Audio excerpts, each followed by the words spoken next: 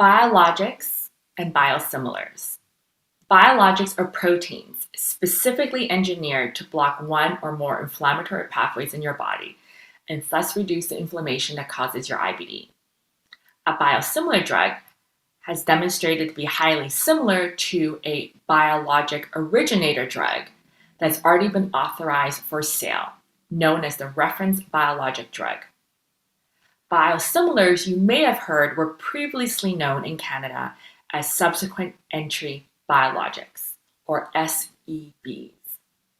Health Canada only approves biosimilars for marketing in Canada when the manufacturer demonstrates that their product is of similar quality, safety, and efficacy to the original reference drug.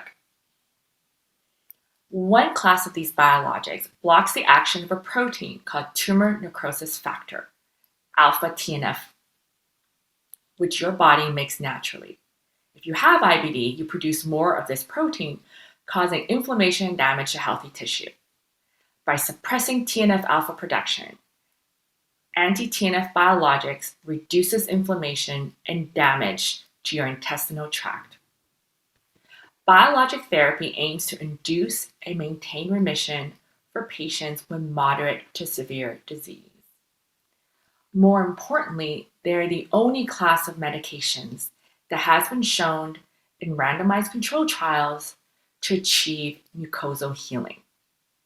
Sometimes biologics are used in combination with other inflammatory bowel disease medicines to achieve better treatment effect or reduce the risk of developing antibodies against the biologic.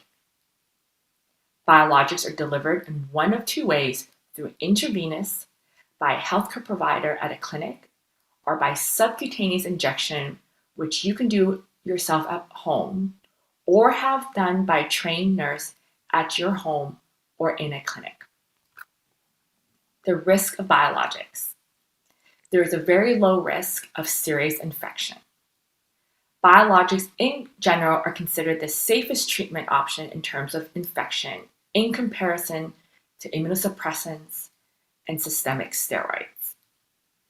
It is very rare to have an allergic reaction to biologics, and it is not high in biologics compared to other non-biologic medications.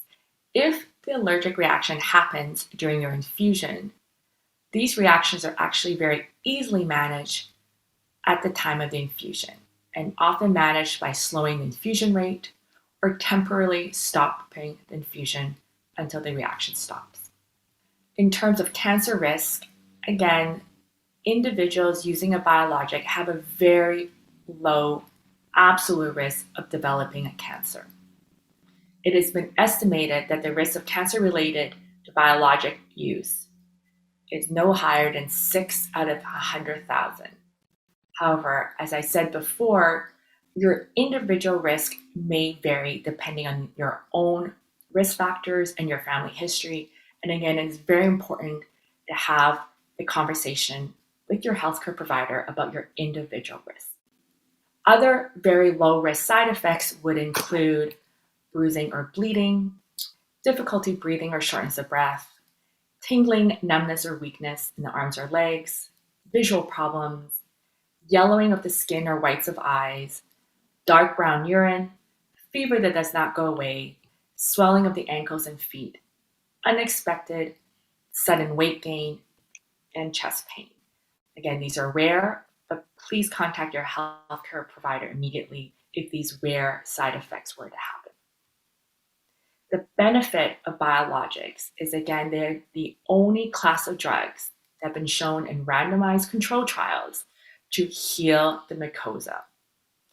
Among people taking biologics for IBD, it is generally accepted that fewer than 1 in 5 will have a disease flare within the first year of treatment, and that up to 40 to 70% of patients who start off with moderate to severe disease will have a clinical response.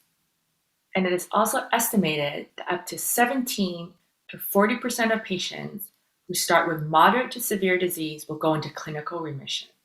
Unfortunately, stopping the biologic therapies may lead to disease relapse and flares in most patients. as again, there's no cure for inflammatory bowel disease.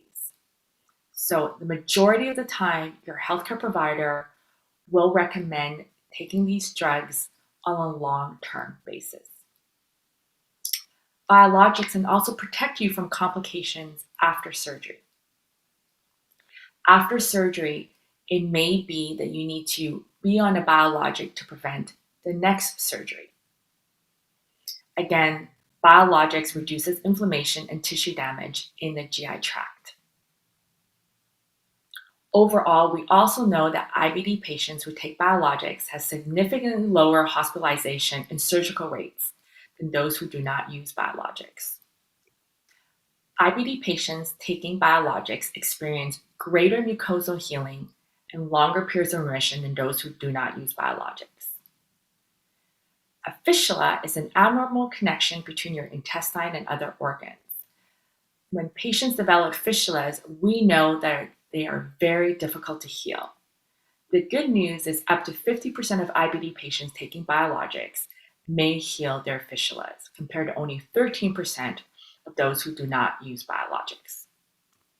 We also know that patients who take biologics have been shown to experience improvement in their quality of life.